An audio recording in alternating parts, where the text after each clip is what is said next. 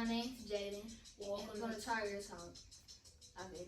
and today we're going to be interviewing Miss Hildreth. at Daisy Bates Elementary, located in Little Rock, Arkansas. We start the questions. Mhm. Okay. Leah doesn't know her questions.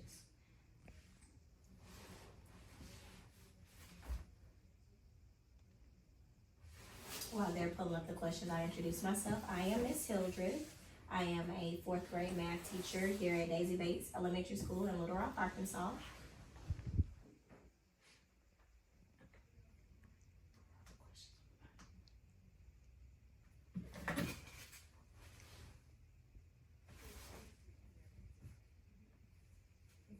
And fun fact, my interviewers are my previous fourth grade scholars. So our first question is, what inspires you to become a teacher? My inspiration for becoming a teacher is one, my mother is an educator. So of course, you know, whenever you're a kid, most kids want to be just like their parents. So she is definitely one of my inspirations. Also, knowing that a lot of children that are like me, you know, African American, they're not getting their full potential just because they aren't having people pour into them. So I just want to create the change I want to see in the world, which it starts with the children. How long have you been teaching? This is my 5th year. Okay. One word would describe you would be? Ooh, that's a hard one. One word that would describe me.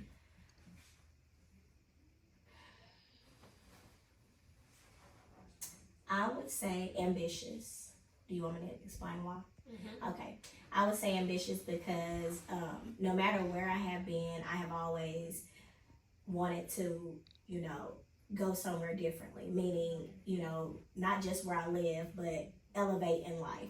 And the best way to elevate is to be driven and have ambitions. And when you have ambitions, you pour into other people. And the greater you are as a motivator, the more people, even the people that you don't know, you impact them. So can I change my word? Yes. I want to change my word to impactful.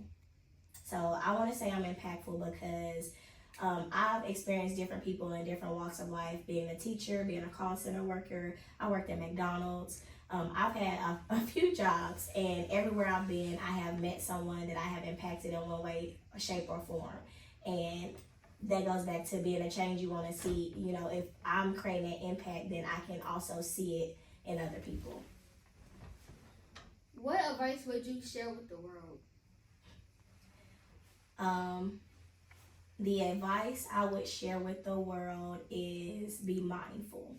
And that just goes to be mindful of the things that's going on around you and the things that people are going through, because even though you're going through something yourself, you also should be mindful of what other people are experiencing, because you could make or break someone's day just by one experience with them. So just be mindful of your actions and how they can hurt yourself and others as well. What accomplishment are you most proud of? This one. my most proud accomplishment would definitely be the impact I've made on my scholars and the relationships that I have with them. Being a teacher is definitely one of the most rewarding jobs that I could ever say I've ever had. Where do you see yourself in 5 years? In 5 years, I see myself, if not as a principal, as an assistant principal somewhere, or either math coaching somewhere, but still in education, making big changes. And eventually maybe I can make changes at the legislative level. Who is someone you look up to or admire, and why? Someone I look up to or admire is Miss Nesmith. She is also a fellow teacher at Daisy Bates Elementary. I look up to her because Miss Nesmith has held many positions at Daisy Bates, but she is not only a great educator, she's also a great person, and she's there for her scholars. She goes to their games.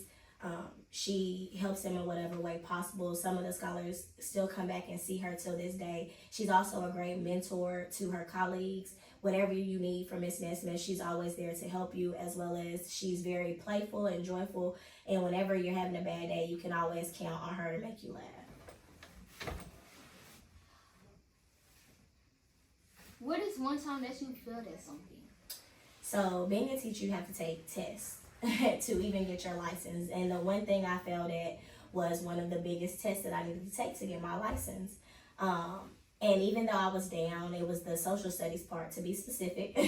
And even though I was down about it, I never gave up. I kept trying because I knew that this is something that I want to do. And sometimes we have to fall forward and not backwards. We have to fall and understand that failure is just a stepping stone and not a stopping point. Okay, so sometimes we fail, but we have to get up, see where we went wrong, and then try it again.